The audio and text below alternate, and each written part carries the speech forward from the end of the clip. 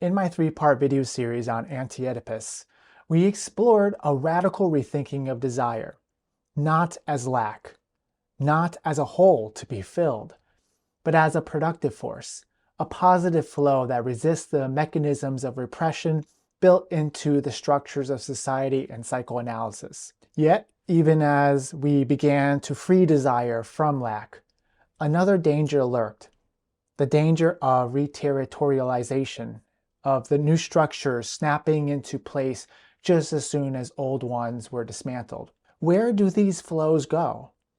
What forms do they take?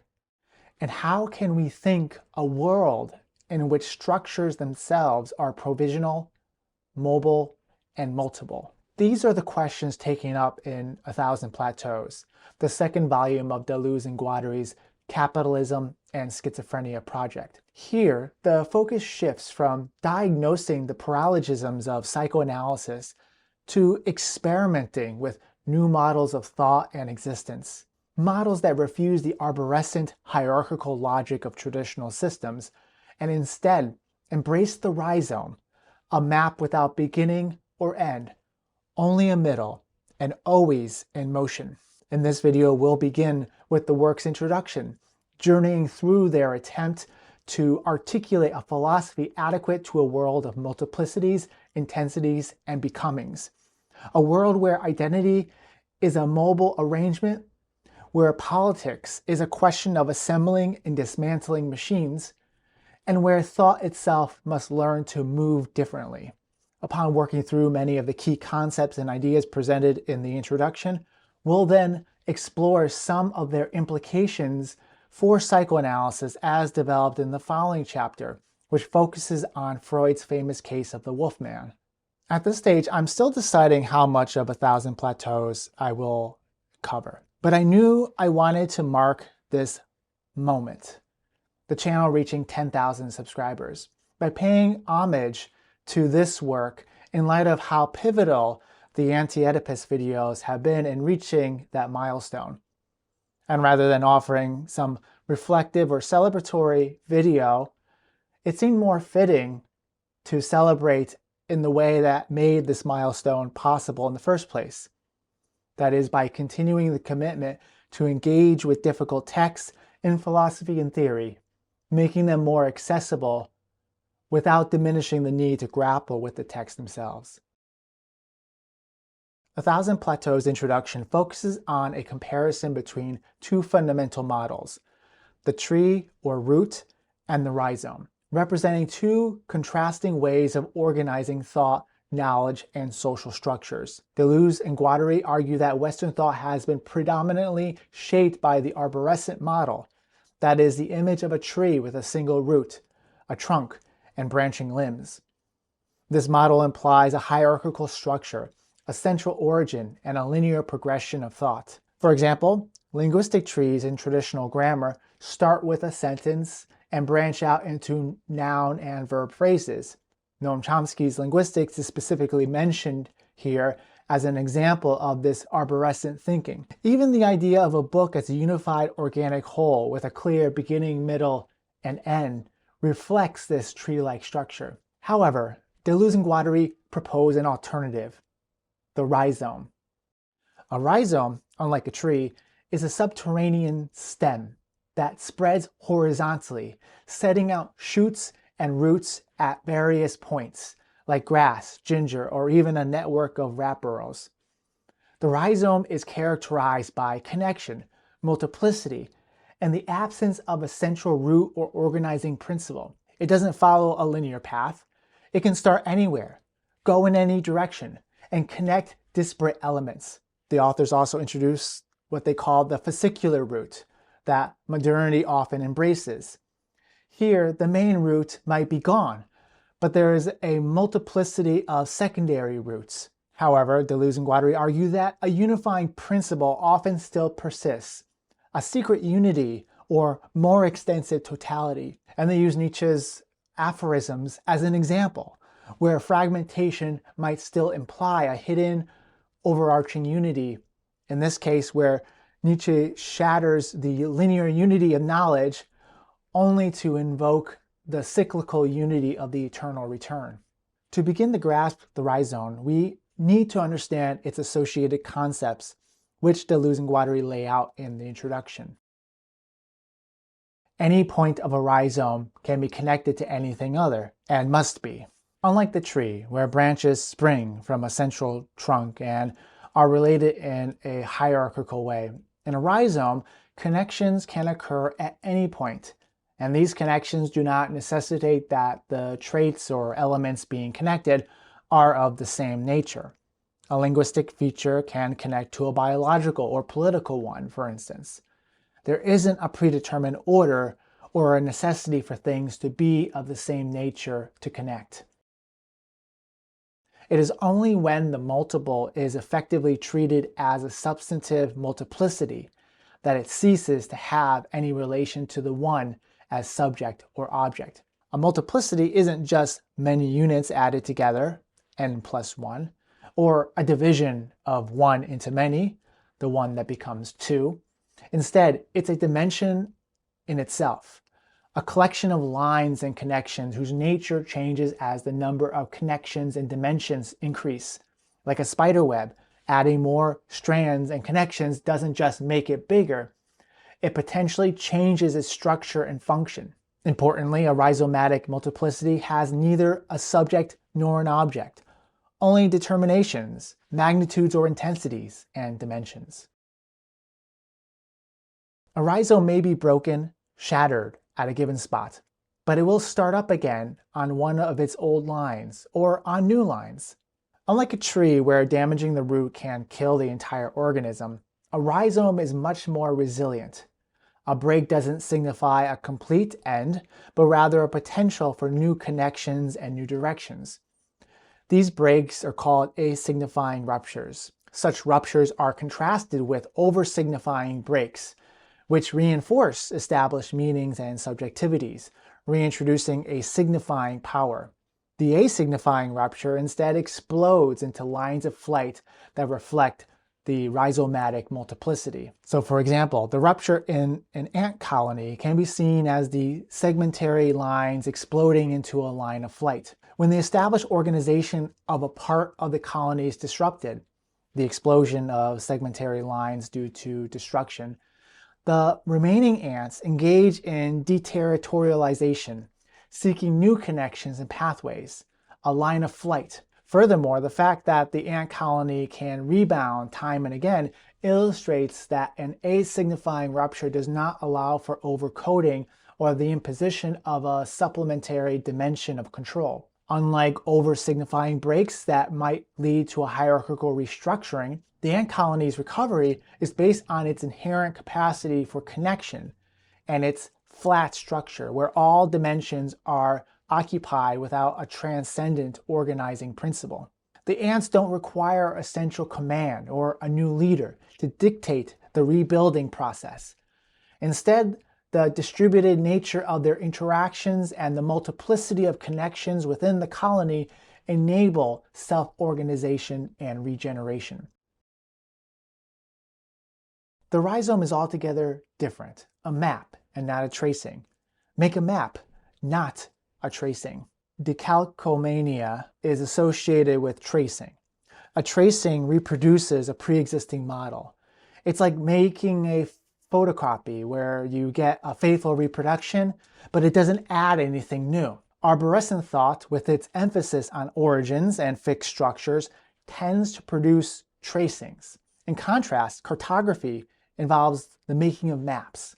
A map is open, connectable in all its dimensions, detachable, reversible, and constantly modifiable. The rhizome as a map has multiple entryways and exits, unlike the tracing, which always comes back to the same point. These concepts are connected to the practical proposal for a schizoanalysis, Deleuze and Guattari's alternative to psychoanalysis. While psychoanalysis engages in tracings or photos of the unconscious, one of the goals of schizoanalysis, connected to the concept of the map, is to foster connections between fields and remove blockages. Schizoanalysis involves plugging the tracings back into the map, connecting roots or trees back up with a rhizome by opening the blockages or impasses created by these tracings through new lines of flight. If you watched the series on Anti-Oedipus, you may recall that deterritorialization refers to the process by which flows of desire are liberated or uprooted from their established codes, territories, and social organizations. It involves a breaking down of existing structures, limits, and identifications. Reterritorialization is the process by which desire, having been deterritorialized, becomes recoded, relimited, or reinvested in new or existing territories and structures. It is a response to the potentially chaotic and destabilizing effects of deterritorialization. Rhizomes are characterized by these processes of deterritorialization and reterritorialization. For example, a plant spreads into new ground, deterritorialization, and then establishes new roots and shoots, reterritorialization. Deleuze and Guattari even suggest that the book and the world engage in this process, where the book deterritorializes the world and the world reterritorializes the book. We call a plateau any multiplicity connected to other multiplicities by superficial underground stems in such a way as to form or extend a rhizome. The authors describe a plateau as always in the middle, not at the beginning or the end. It's a continuous, self-vibrating region of intensities whose development avoids any orientation toward a culminating point or external end. It's like a sustained musical note or a period of intense activity that doesn't necessarily build toward a climax, but instead maintains a certain level of intensity. A rhizome is made of interconnected plateaus. These connections are not deep hierarchical roots, but rather superficial and lateral, always allowing for diverse and unexpected linkages between different multiplicities. The idea of writing a book as a rhizome composed of plateaus exemplifies the practical application of this concept, contrasting with the linear goal-oriented structure often associated with arborescent thinking. This very work that we're discussing in this video, as its title suggests, is composed of plateaus, inviting a reading that starts anywhere and makes connections across these intensive zones. A Thousand Plateaus presents the rhizome as a powerful alternative to this hierarchical linear model of the tree.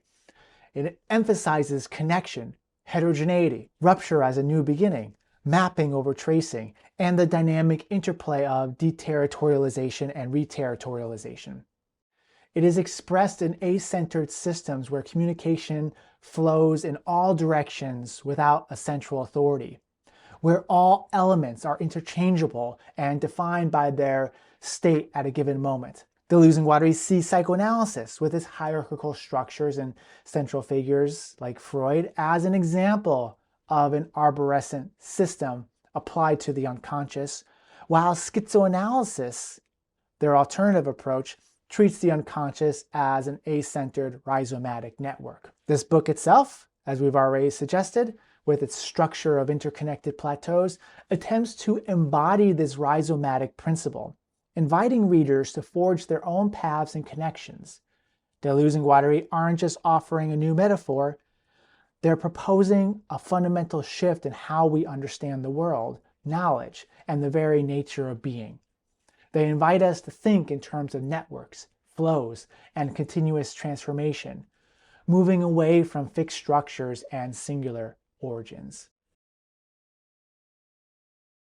Moving into the first plateau, following the introduction, the essay titled 1914, One or Several Wolves, presents a critical analysis of Freud's psychoanalytic interpretation of the Wolfman case, contrasting Freud's focus on unified representations with the concept of multiplicity in the unconscious. The chapter argues that Freud, despite briefly touching upon the idea of molecular multiplicities, consistently reverts to molar unities, such as the father and castration, thereby reducing the complexity of the unconscious. Molecular multiplicities, in simple terms, are like collections or groups of things where What matters most is how intensely they interact and change, rather than just how many of them there are.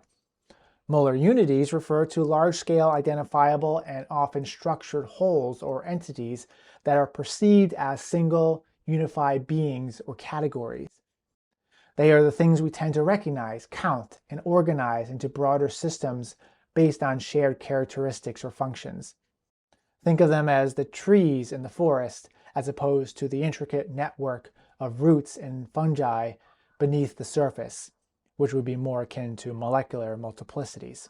This chapter critiques Freud for seemingly discovering the great art of the unconscious, this art of molecular multiplicities, only to relentlessly return to molar unities. This is described as Freud being on the verge of discovering a rhizome, but always returning to mere roots. Such a critique is exemplified by the famous Wolfman case. Briefly, Freud's patient had a pivotal childhood dream in which he saw white wolves staring at him from a tree, leading Freud to interpret it as a repressed memory of witnessing a primal scene involving his parents. Freud linked this to castration anxiety and unresolved Oedipal conflicts, arguing that early trauma shaped the patient's later symptoms, including depression and anxiety. Deleuze and Guattari point out the obvious fact that wolves travel in packs, something Freud seemingly ignored.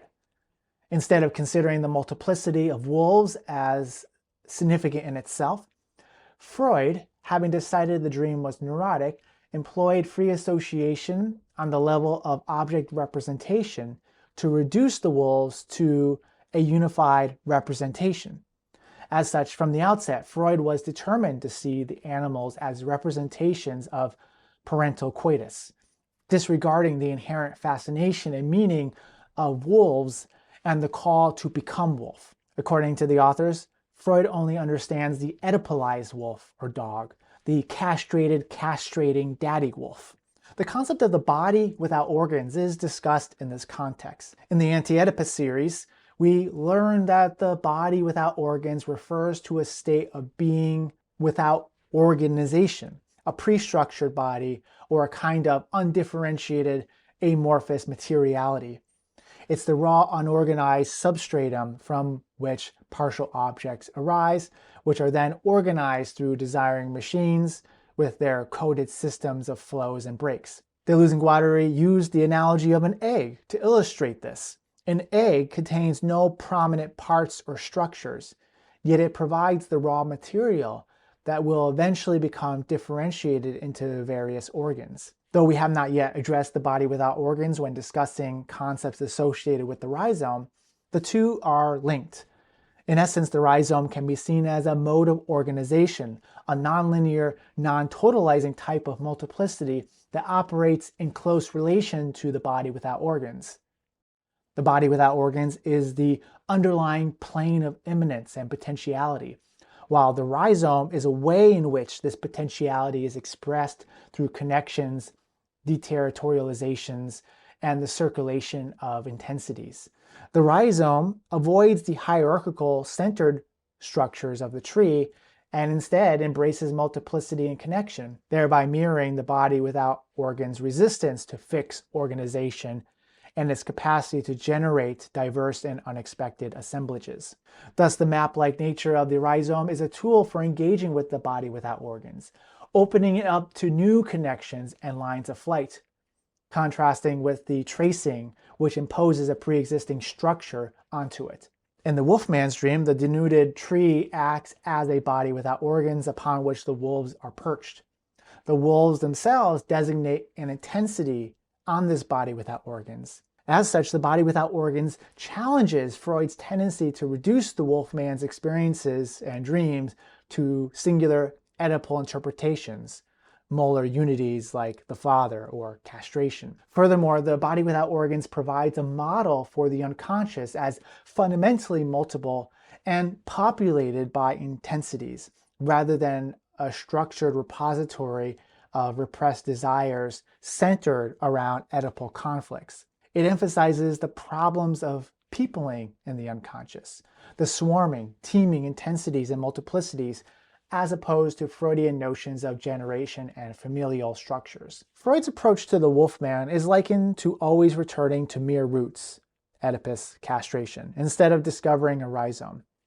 This suggests that Freud's linear causal interpretations, rooted in a central conflict, fail to grasp the interconnected and non-hierarchical nature of the Wolfman's unconscious multiplicities. The becoming wolf is a deterritorializing intensity, a rhizomatic connection between the individual and the pack, rather than a fixed identity or representation. This helps us understand the Wolfman's experiences not as symptoms to be traced back to a single cause, but as manifestations of these complex rhizomatic processes unfolding on his body without organs. The critique of Freud's handling of the Wolfman case illustrates a central concern of A Thousand Plateaus: the need to rethink thought, life, and subjectivity beyond the rigid structures that have historically organized them. Rather than reducing experience to molar unities like family structures, fixed identities, or universal forms of repression, Deleuze and Guattari urge us to attend to the molecular multiplicities, intensities, and processes of becoming that animate life beneath and beyond these structures. The Wolfman's dream becomes not a hidden message to decode, but a site where the forces of deterritorialization, the formation of a body without organs, and the emergence of a rhizomatic unconscious can be glimpsed. In moving away from the arborescent models of interpretation and toward rhizomatic multiplicities, A Thousand Plateaus opens a space for imagining new forms of existence, new modes of thought, and new ways of relating, all grounded in the affirmation of complexity, connectivity, and continual transformation. Thanks for making it to the end. Like I said at the beginning of this video, I'm unsure how far I will continue with this book, and I think it will largely depend on what kind of response I see it receiving.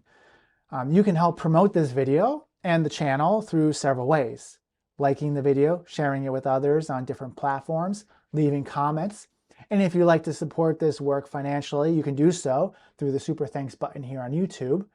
You can also become a regular supporter on Patreon, where I offer video transcripts, unedited materials, and prioritize providing responses to questions and comments here on YouTube.